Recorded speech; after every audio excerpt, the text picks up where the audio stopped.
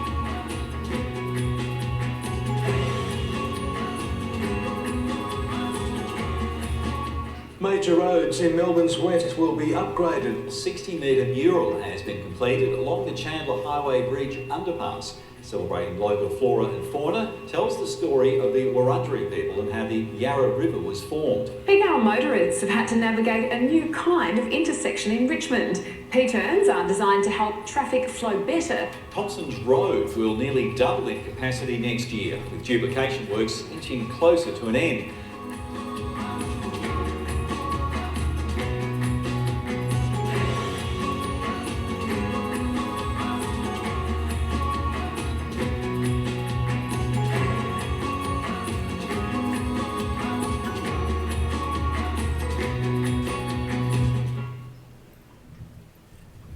Anyone tired yet? So MRPA, or Major Road Projects Authority, came into existence on the 1st of July 2018. The machinery of government as a result of the 26th of November election meant further changes. Department of Transport, Major Transport Infrastructure Authority and Major Roads Projects Victoria were formed on the 1st of January 2019. Vic Roads was absorbed into the Department of Transport on the 1st of July 2019. MTIA, or the Major Transport Infrastructure Authority, works closely with the Department of Transport to ensure major construction activities and disruptions are coordinated across the network. You might know them as Big Build.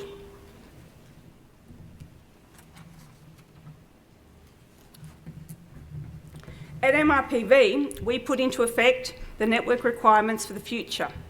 We build the business cases, including conducting pre-construction activities to better define the requirements, procure, then award, then construct, and hand over the asset for the Department of Transport to operate and maintain. We have 30 plus projects in construction and defect liability period at this very moment. We have 15 in development and over 90 in our pipeline. Whilst we traditionally do design and construct work, we also have 3 public-private partnerships which cover nearly 30% of the road network. These PPPs will also operate and maintain their sections of the road for the next 20 to 30 years. So you see, we actually have the full project life cycle.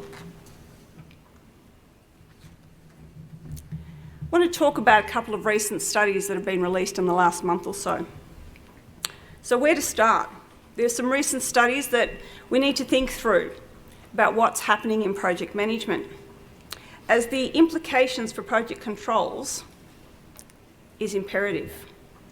UTS and WSP recently did a survey looking at project success. The key points were that in the 10 years between 1990 and 2000, the mega projects increased tenfold in number. And by 2015, it had further increased 16 times. Infrastructure accounted for 9.8% of GDP. Anyone know what defence GDP is? 2%. The state budgets have committed over 200 and nearly 40 billion over the next 4 years. The federal government has committed 100 billion over the next 10 years. Interestingly, 20 billion worth of projects have been cancelled or delayed due to community opposition. The key findings have some fundamentals I'm keen to emphasise, and MRPV is very keen to note. We want to strengthen engagement with our industry and strengthen the construction industry as a whole. We want to effectively predict project outcomes so that we can ensure traditional success factors like time, cost, quality. Why is this important?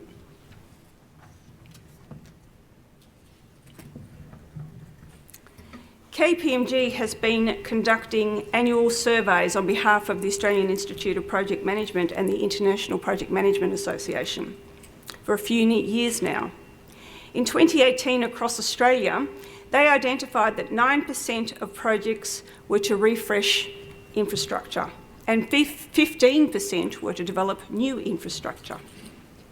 Interestingly, over 62% of organisations manage their projects within a portfolio structure, but only 30% delivered on time.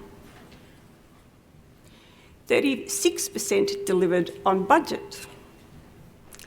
23% of organisations delivered successful projects. 30% of organisations disestablished their centralised PMOs, and there's no word about project controls. 50% of organisations felt that they had improved over the last 2 years. Doesn't sound like it's too difficult a job. Let's look at the 2018 global survey. 30% delivered on time, similar to last time. 19% delivered successful projects, mostly on time.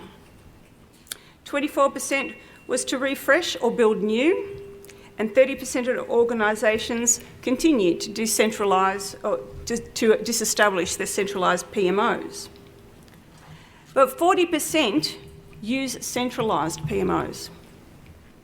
New data identified that 81% now review and maintain project budget forecasts.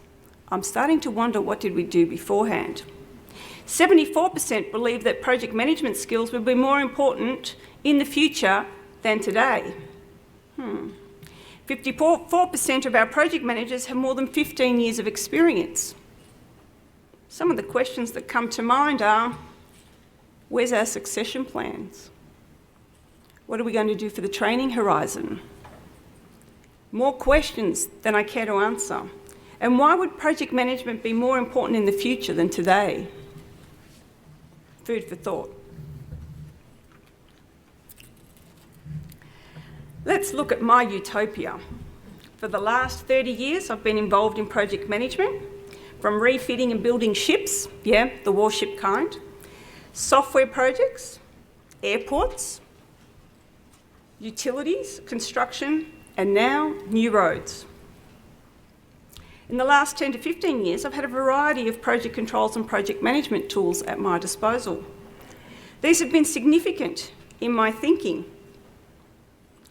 Why? Because up to then, everything was in disparate systems.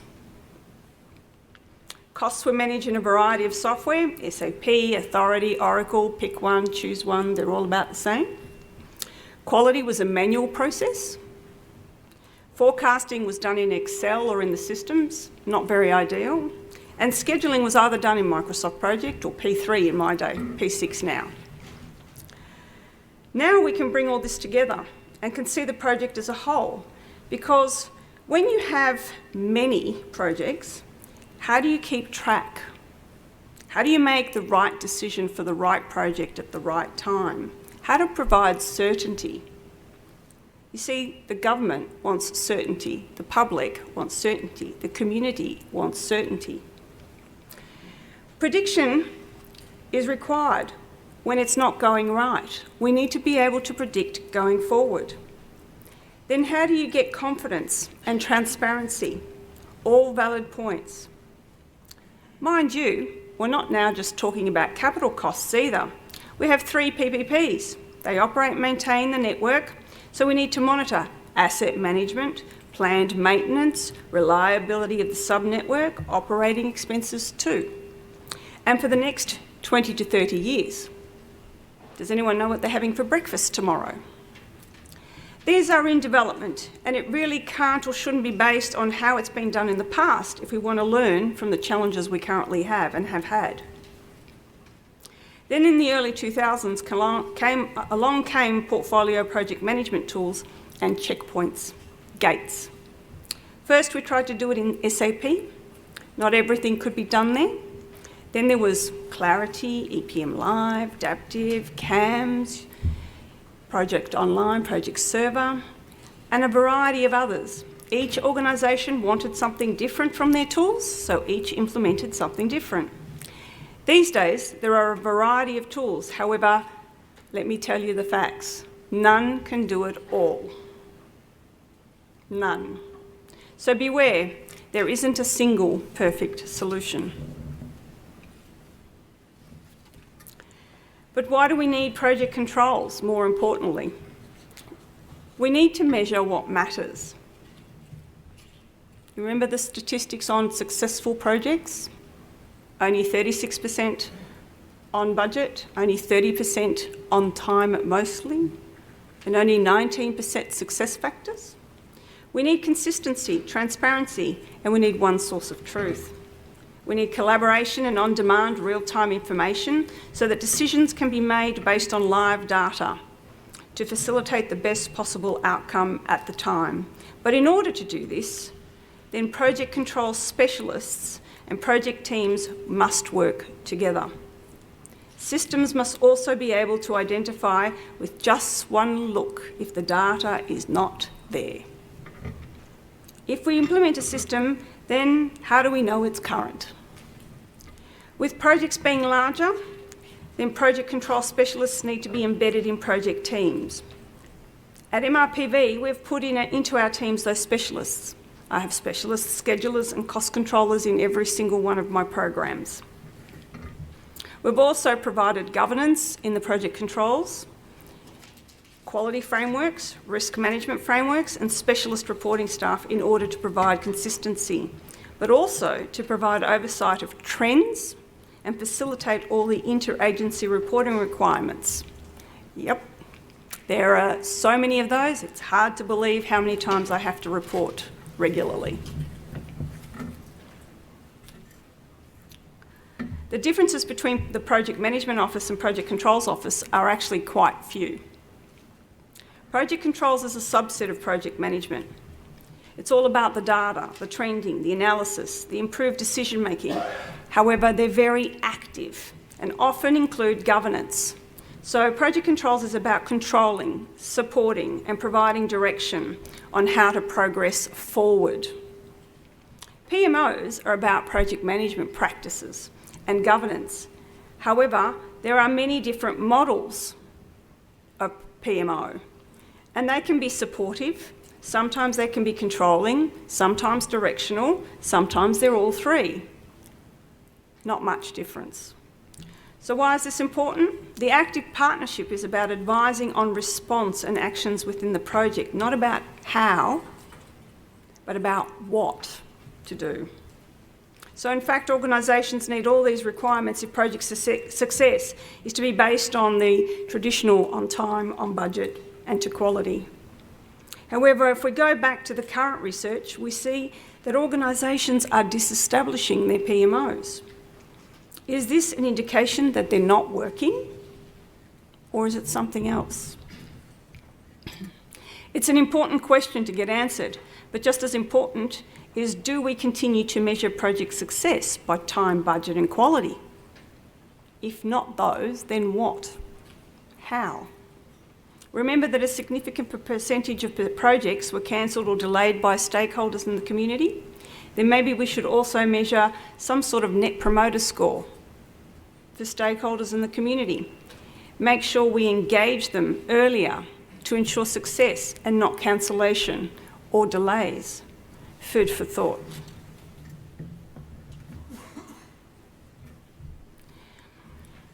What's coming in infrastructure can be quite frightening. EY recently did a holistic study in capacity and capability of the infrastructure. If we look at what's coming, then there are more projects that are over $1 billion, so more mega projects, and the volume is significantly bigger. Can you tell there's a bow wave coming? And whilst this graph is looking forward, previous versions show exactly the same shape. The only difference is the timing. It keeps being pushed to the right. Then we have the changes in particular. Melbourne's growth, and we're trying to do all of this on top of each project concurrently. Major Transport Infrastructure Authority has nearly $80 billion over the next few years, and that's just Victoria alone. The biggest challenge is current market conditions. How many of you are from contractors? 1, 2, 3, 4? Not many. How many of you are resourced into projects? Straw poll. Not even a third. I'm now even more curious as to what roles you're all playing, because resources are going to be needed to do this work. And the current market conditions are extremely challenging. Look at where we are today. Then thinking about complexity. Complexity is not really a significant factor for roads. Think about it. They're not really complex. But complexity is not based on value. It's based on uncertainty and ambiguity. Some of the technology we have on our roads, or in our roads specifically, are actually world-class. And even in the last couple of weeks, we've had international delegations come to look at our roads and the technology we have embedded in it. That's complexity. We don't know what the outcome's going to look like. Mind you though, we can still look at our roads and say they're complicated. They're complicated because of the number of stakeholders, environmental factors, greenfield, brownfield, and now the technology question. I would say that these provide another level of challenge and difficulty, not necessarily complexity. Some would say that if you haven't developed the technology yet, that's complex. Anyone remember the Collins-class submarines? 1, 2, 3, 4, 5, 6. Do you recall why they were complex? The hull was easy. They kept changing the internals and software hadn't been developed. The hull didn't change. Another example of complexity. So the unknown is what's going to bite us. We do know that Australians still love their cars and they'll continue to use them. So I don't think roads are going to vanish from the infrastructure field. And we'll continue to need them and build them. What do you reckon? Yes? No? Anyone thinking about the AI issue? Sounds like we're going to have to build individual lanes for AI cars. Because I don't think Australians will give up driving. Fair? I was at a conference last week where the statement was made on this issue that Henry Ford said, we don't need faster horses. So the motor car was the replacement for the horse and carriage, and these guys are saying AI cars and that, but really we shouldn't be using terms like even AI driverless cars. They won't be cars anymore. You know, they might fly. What if they fly? Then roads become obsolete. Back to the Future said 2015 we would be flying. I'm still waiting. Totally agree.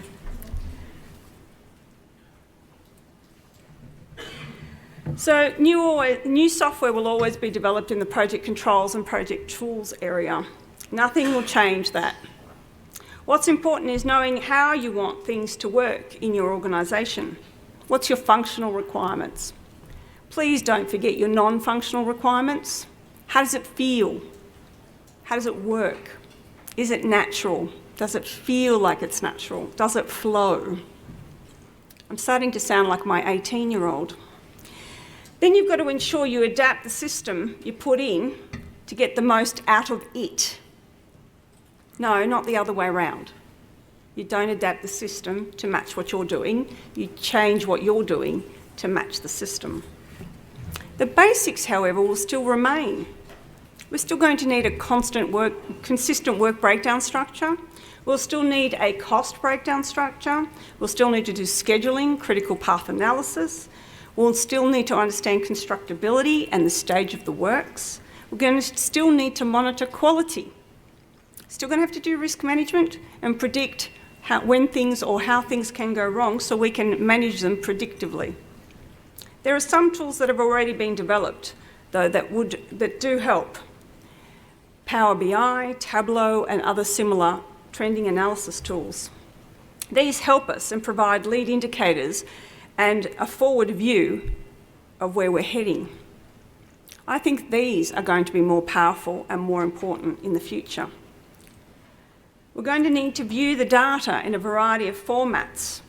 We're going to need the inputs from those systems into things like SQL Server reporting services or something similar to that.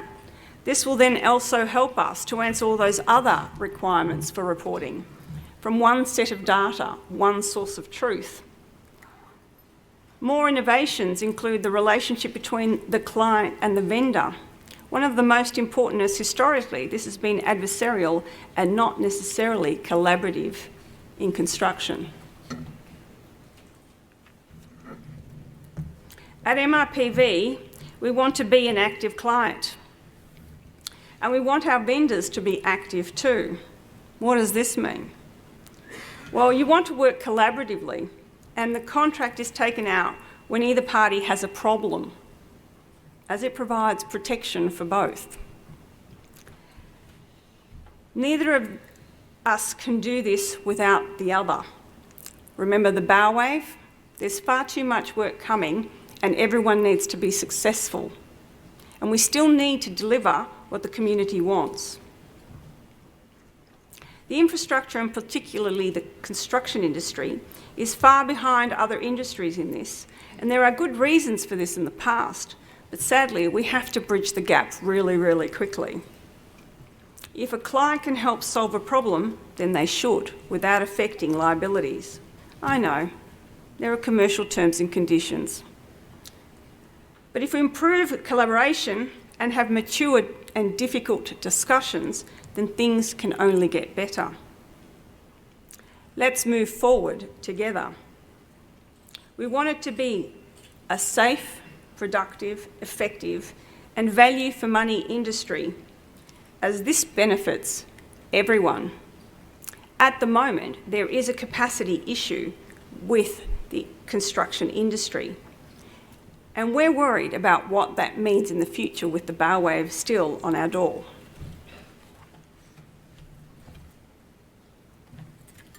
So, anyone want to do any crystal ball gazing?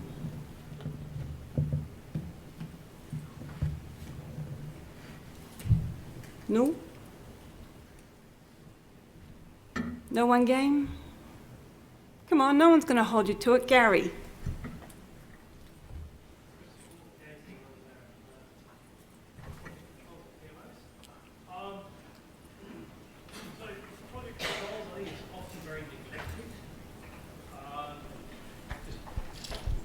Project controls are very neglected. They're like the quiet cousins. But without them, project managers are running on guesswork and gut feel. Biggest problems at the moment are around data, getting the right data at the right time, and lining it all up. So you can put BI tools over data, but if it's rubbish data, you're going to still get rubbish. Correct. But I see the next 2 or 3 years, that's all going to change. I think so too. Anyone else?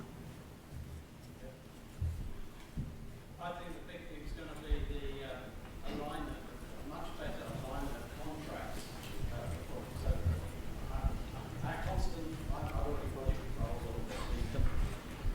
And of course the biggest issue is the clever procurement people writing these wonderful contracts which have got a bulletproof wall around the outside, which I can't tell what's going on inside.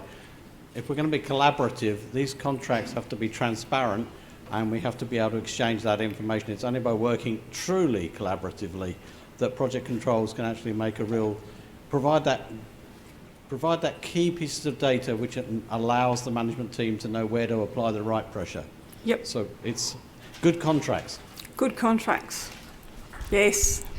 Anyone else? Go on, Wayne. How many people heard Luke Brown talk at the start? God, I would have loved to work for him for 30 years. Those guys are rare. Most of us are trying to push up to get management to pay attention. Unless the client or the contract mandates some conditions, and Defence did it 30 years ago, it will never get off the ground. We need to get them written into the contract so the contractors know we're serious about doing this properly.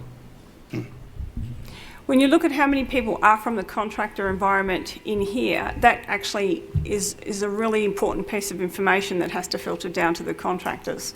And it goes hand in hand with the ability to have the more transparent contracts. If we have to have data, we need to have data on all sides of the fence. It's really interesting when we ask for data, we don't always get it. Now, I'm not sure if that's fear or something else. Say again, please.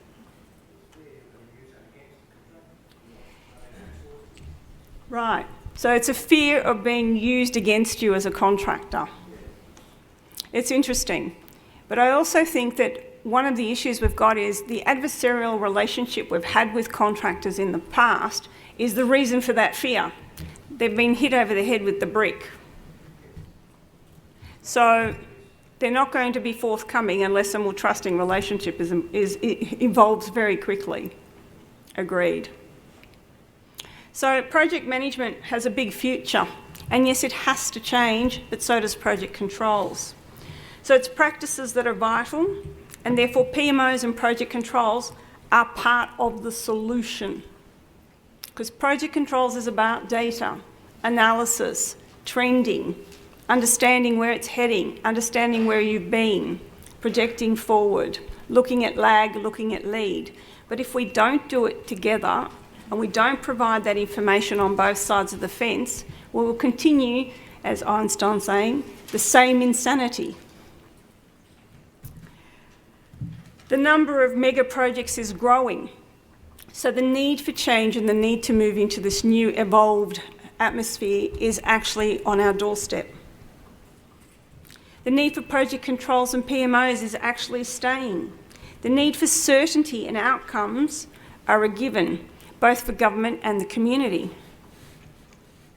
If they want the road open tomorrow, they expect to see the road open tomorrow, especially with the congestion in Melbourne at this time. Success is still measured by time, cost and quality. But can we find a better way? Is there a better way? Even if there isn't a better way, then we need project controls to see through and provide the controls, the data, the analysis and the trends looking forward to help us keep things on track. We need project controls and PMOs to provide us with the ability to see ahead consistently with one source of truth in real time, not in lag. Month-end data to make a decision on the 15th of the month is not helpful. So we have a few options.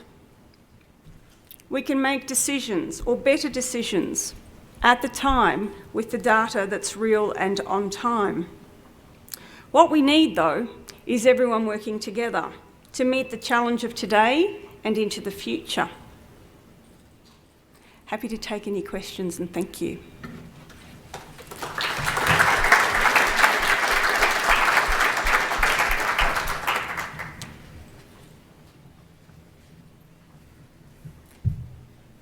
Yes. Yeah, I see a trend going away from critical path programming and people looking for other alternatives. And so I've just been given the microphone, so I'll start again. I see a trend from where I sit of people going away from critical path programming and looking for new ways to program and schedule projects, and moving away from your classical P6 and project type approach. What have you seen from your side of the fence? Do you see that move at all or not?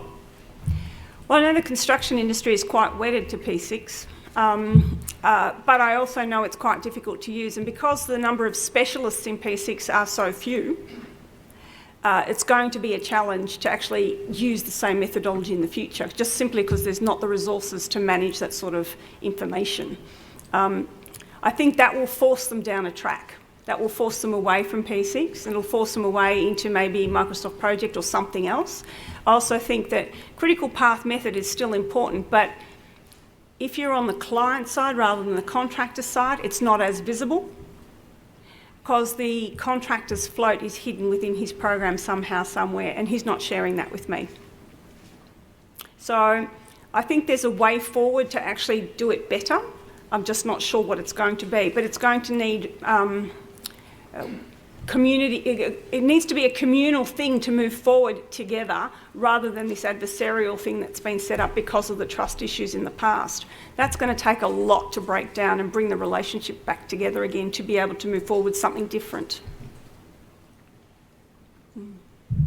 Yeah, I also see the lack of project controls training and the requirements in contracts for people to have certified cost engineers on their project controls team and things like that. And I would really like to see the qualification of cost controls, cost engineers raised in this country. That would be nice.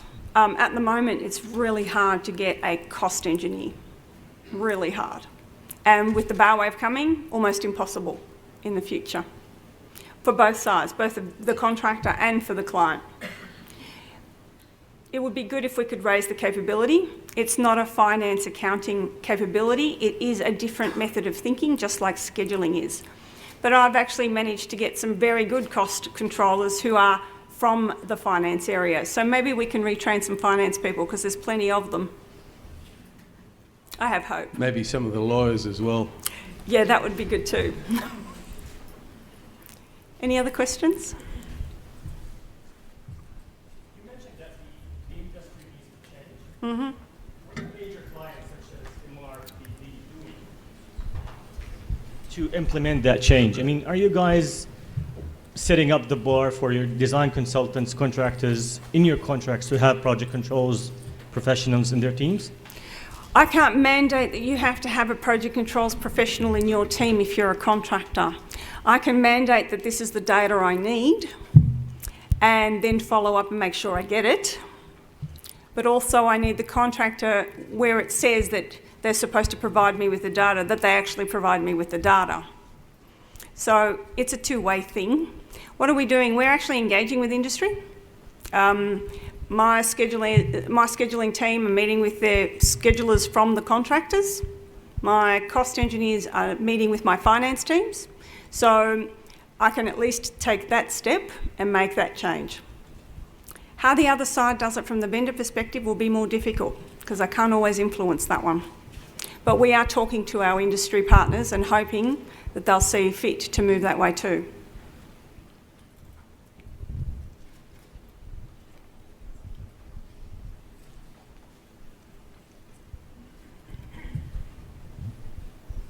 Thanks.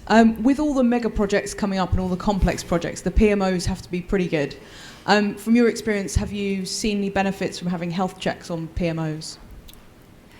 Yes, I think that is wise, simply because continuous improvement is really important. So I think a PMO should have a health check. Things change, methods change, requirements change. If we do move from cost, time and quality, that will make a huge impact on PMOs. I don't think governance will change in the sense that governance is governance. I'm worried though that most governance these days tends to be more bureaucracy, and that's a problem for project teams. I feel their pain. So yes, I think it's wise for that PMO to get a health check and to look at improvements, for sure. Yep. Are there any other models? Hello. Sorry. Oh, sorry. Oh, sorry. Holding the mic. Thank you. You just mentioned just a couple minutes ago, as soon as I get the data, I'm currently working as a control slate for a mega project from the vendor side.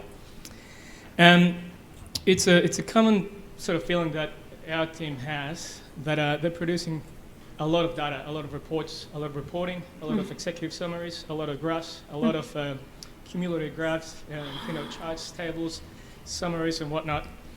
And it is always at the back of their mind. No one's going to have a look at this.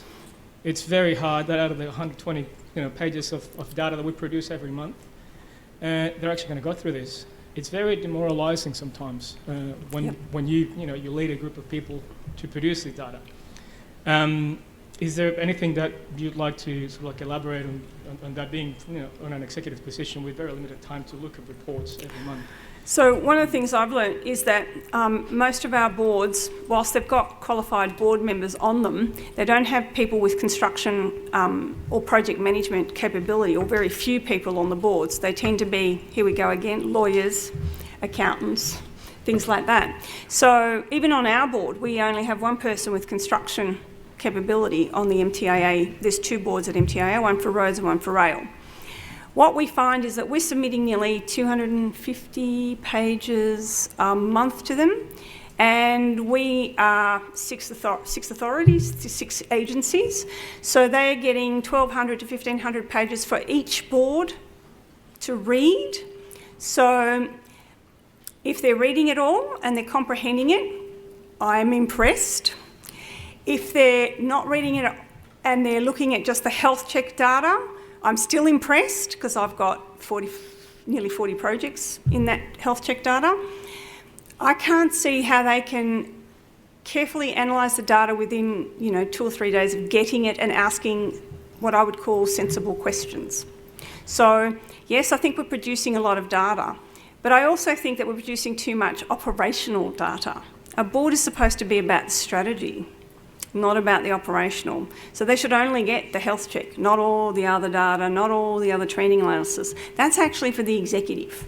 So I think there's some schizophrenia happening where the boards don't actually know what they want, and we need to help them because they don't know what they need either.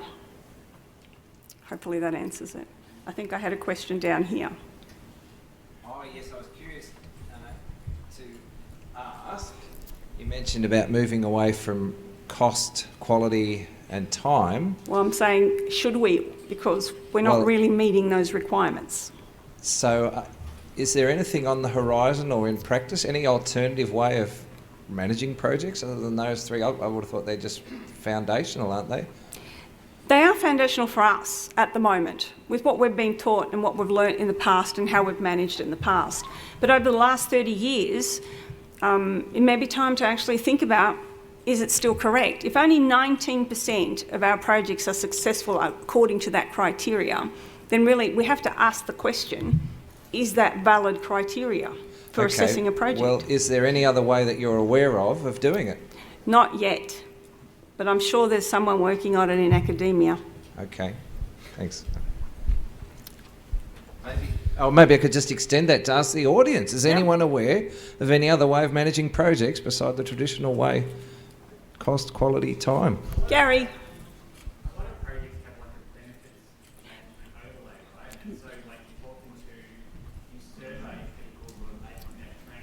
An outer eastern suburb into the city, and that's endorsed by local government authority as well as state governments. Maybe an app, they get rewarded, they get a prize of some sort, and then their travel time is recorded. Like, that benefit management is possible to measure now. Like, we do it. Yeah. So exactly we do it. right. It's called value creation, but that's not how you measure the project. That's how you measure the outcome of the project and the effect on the overall network. Yeah. So I understand that because we do that already, but it's still not how you actually measure the project. Well, you know, in some organisations, like, you know, maybe private organisations, they're able to do that, right? And so they're able to correlate how much extra product they've shipped versus the... You can reverse engineer that too. So for example, at Melbourne Airport, the airport capacity was 30 million. So when I was the PMO manager there, we actually increased the capacity to 60. Yeah. But that was a requirement. It was reverse engineered. So it still doesn't measure the outcome of the project or how the project's tracking, because it's too late at the end of the project to actually know where you're going if you're measuring it at that stage. Anyone else got any suggestions? I think the UN Sustainability Goals, the 17 Sustainability Goals, is a good start, but I don't think it will measure a project. It also measures an outcome, the benefits realisation or value creation piece, rather than how is the project going, so that you can actually see whether a project is going to land. But yeah, thought of that one too, but sadly I can't see how you could apply it retrospectively into the project. But still, that doesn't mean we haven't stopped thinking about it. I think Gary had a view.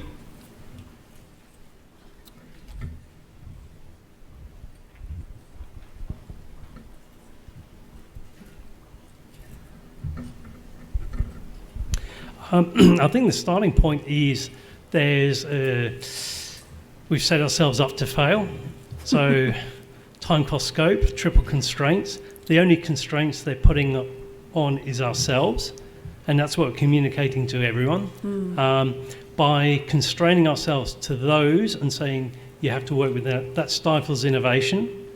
I think the answer is, you've already said it, it is outcomes. Clearly defined outcomes, and questioning, are we moving towards achieving those outcomes? But also then having a control loop on that, saying, are those outcomes we're seeking still valid? The time, cost, scope, they're operational data. Yes. And that's what's used within the project. So I think what's forgotten when business cases are put up is it goes into a lot of the technical data, but the outcome isn't clearly defined Because if you haven't clearly defined it, how are you going to define your benefits? Because that's where the benefits come from, achieving outcomes and delivering capability. It's nice and simple for a road. I can say it shaves 5 minutes off your time going from one point to the other. But yeah, for some other projects it will be more difficult, especially if you're not actually sure what you're developing as an outcome for the project. Yep. Yeah, and actually I'd say that's another aspect. You know, they talk about agile doesn't fit in construction. No. Construction delivers minimal viable products the whole time. The Eastern Freeway to Doncaster, minimal viable product, but it was built in to be able to expand, and it did over time. The horizon is a lot longer in construction and mega projects, and that's what people have their trouble getting their heads around. You have to think 100 years into the future. Yes. Or longer. Or longer, yes. I have another question down here. Sorry.